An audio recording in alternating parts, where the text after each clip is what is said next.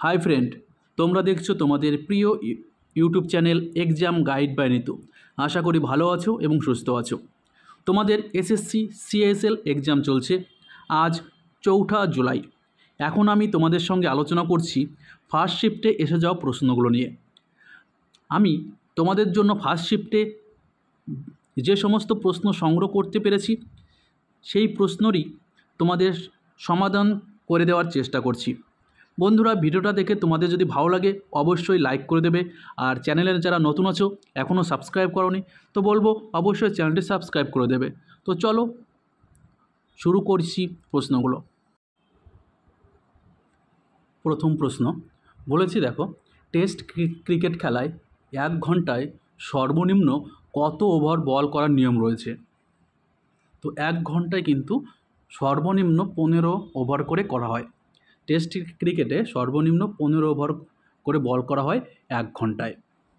Test খেলা যেটি 5 দিন ধরে খেলাটি হয়ে থাকে, আর এই টেস্ট খেলাটি হয়ে থাকে লাল বলে কিন্তু টেস্ট খেলাটি হয়ে থাকে। কিন্তু যদি ডে নাইট খেলাটা হয়, নাইটে খেলা হয়, তখন কিন্তু পিঙ্ক বলেও কিন্তু টেস্ট বলটা খেলা হয়। যদি যে টেস্ট খেলাটা দিনের বেলা হয়, শুধুমাত্র দিনে, সেটা কিন্তু লাল বলে খেলা হয়, এবং যেটা দিন এবং রাত মিলিয়ে হয় সেটাকে কিন্তু পিঙ্ক বলে খেলাটি হয়ে থাকে। আর টেস্ট খেলায় প্রতিদিন 90 ওভারের কিন্তু খেলা হয়ে থাকে। ঠিক আছে, পরবর্তী প্রশ্ন, শিব প্রতাপ শুক্লা বর্তমান কোন রাজ্যের রাজ্যপাল? তো সঠিক উত্তর হিমাচল প্রদেশ। হিমাচল প্রদেশের বর্তমান রাজ্যপাল শিব প্রতাপ শুক্লা। দেখো, তোমাদের কিন্তু রাজ্যপাল সম্পর্কে প্রশ্ন আসছে। বিগত 4-5টা শিফটে আমরা দেখতে পাচ্ছি প্রতিটি শিফটেই কিন্তু রাজ্যপাল সম্পর্কে তোমাদের প্রশ্ন এসেছে। আর হিমাচল প্রদেশের বর্তমান মুখ্যমন্ত্রীকে, হিমাচল প্রদেশের বর্তমান মুখ্যমন্ত্রী সুখবিন্দর সিং সুখো। হিমাচল প্রদেশের 2টো রাজধানী, একটা সিমলা যেটি গ্রীষ্মকালীন এবং ধর্মশালা শীতকালীন। ঠিক আছে, চলো নেক্সট।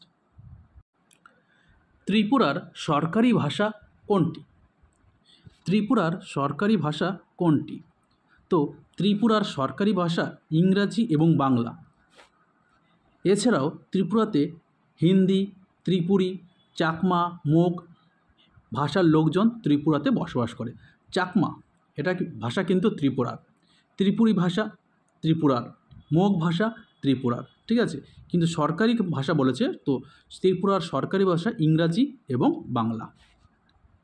পরবর্তী প্রশ্ন, দিল্লির কোন সুলতান রক্ত ও লৌহ নীতি অনুসরণ করে? তো রক্ত ও লৌহ নীতি অনুসরণ করেছিলেন বলবন।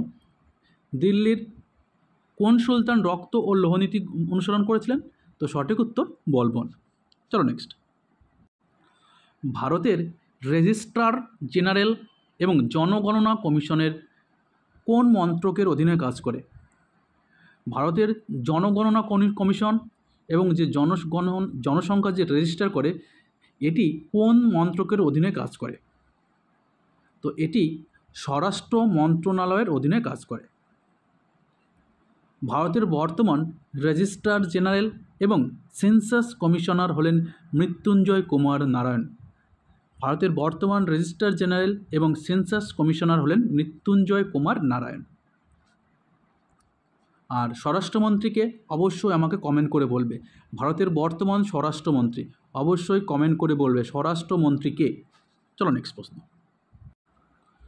ভারতের কোন রাজ্যে, কোন জাতীয় উদ্যানে এশিয়াটিক সিংহের আবাসস্থল?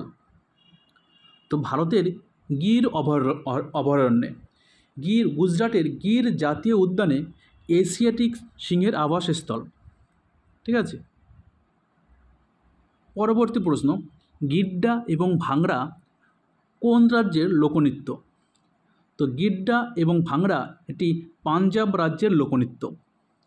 গিড্ডা যেটি মহিলাদের নৃত্য এবং ভাংড়া এটা কিন্তু পুরুষদের নৃত্য। এটা পরবর্তীতে আসতে পারে। ঠিক আছে, তো গিড্ডা এবং ভাংড়া পাঞ্জাব রাজ্যের লোকনৃত্য। পরবর্তী প্রশ্ন, হেমিস উৎসব কোন ধর্মের উৎসব? দেখো কালকে এসেছিল গুড ফ্রাইডে, এটাও এসেছিল শিখ ধর্মের উৎসব সম্পর্কে এসছে। আজকে কিন্তু দেখো বৌদ্ধ ধর্মের উৎসব সম্পর্কে এসেছে। তো হেমিস উৎসবটি বৌদ্ধ ধর্মের, এটি লাদাখে অনুষ্ঠিত হয়ে থাকে। হেমিস উৎসবটি কোথায় পালন করা হয়? এটা কিন্তু লাদাখে উদযাপন করা হয়।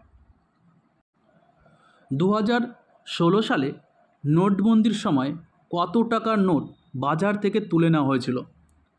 2016 সালে যখন নোটবন্দি হয়েছিল তখন বাজার থেকে 500 টাকা এবং 1000 টাকার নোট কিন্তু তুলে নেওয়া হয়েছিল।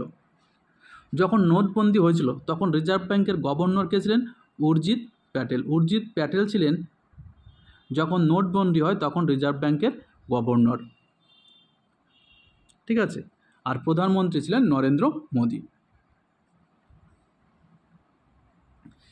পরবর্তী প্রশ্ন, কে ভারত সরকারের পরমাণু শক্তি বিভাগের বর্তমান সচিব?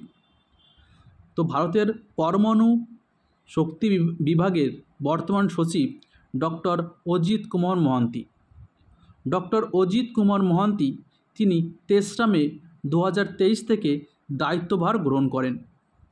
ভিডিওটা দেখে যদি ভালো লাগে একটু লাইক করে দেবে।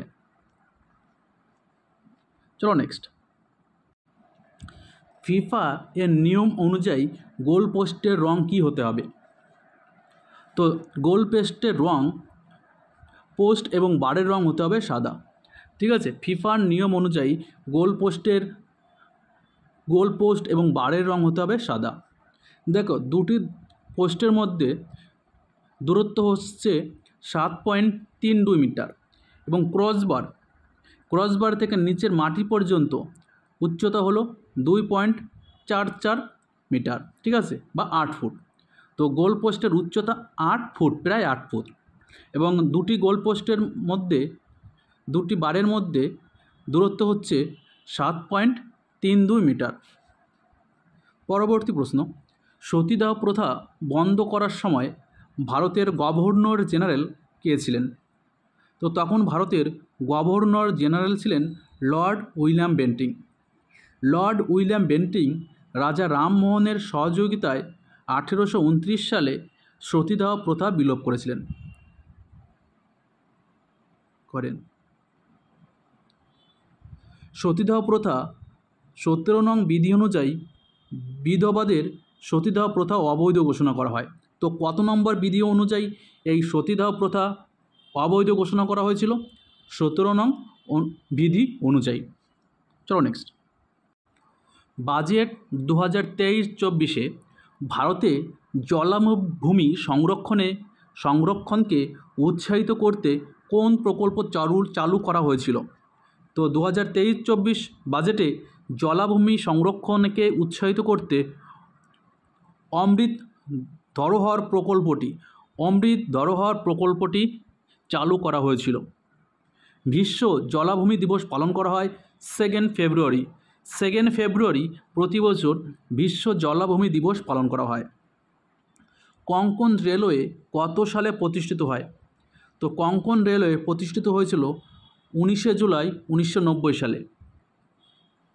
কোঙ্কণ রেলওয়েতে প্রথম যাত্রীবাহী ট্রেন চলাচল শুরু করে 20 মার্চ 1993। 20 মার্চ 1993 কোঙ্কণ রেলওয়েতে প্রথম যাত্রীবাহী ট্রেন চলাচল শুরু করে এবং কোঙ্কণ রেলওয়ে প্রতিষ্ঠিত হয়েছিল 19 জুলাই 1990। কোন ব্যক্তি নামে ঘরোয়া ক্রিকেট টুর্নামেন্ট রঞ্জি ট্রফি খেলা হয়? তো মহারাজা কুমার শ্রী রঞ্জিত সিংয়ের নাম অনুসারে এই রঞ্জি ট্রফি খেলা হয়। রঞ্জি ট্রফি প্রথম খেলা শুরু হয়েছিল 1934-35 সালে। রঞ্জি ট্রফি খেলাটা হয় টেস্ট ক্রিকেট অনুসারে, টেস্ট খেলা, ঠিক আছে। রঞ্জি ট্রফিটা টেস্ট খেলা হয়। আর রঞ্জি ট্রফি সবচেয়ে বেশিবার জয়ী হয়েছে মুম্বাই। 2023-24 মরশুমে রঞ্জি ট্রফিটি জিতেছে মুম্বাই। এই রঞ্জি ট্রফি খেলাটি বিসিসিআই কিন্তু নিয়ন্ত্রিত করে। বিসিসিআই এই রঞ্জি ট্রফিটি পরিচালনা করে থাকে।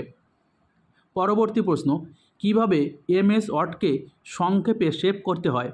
তো Ctrl+S এই কিবোর্ডটি টিপলেই এমএস ওয়ার্ডকে সেভ করা যাবে? তো বন্ধুরা, এই 16টি প্রশ্ন তোমাদের জন্য সংগ্রহ করতে পেরেছিলাম। ভিডিও ভালো লাগলে একটু লাইক করে দেবে আর অবশ্যই চ্যানেলটি সাবস্ক্রাইব করে দেবে। ধন্যবাদ।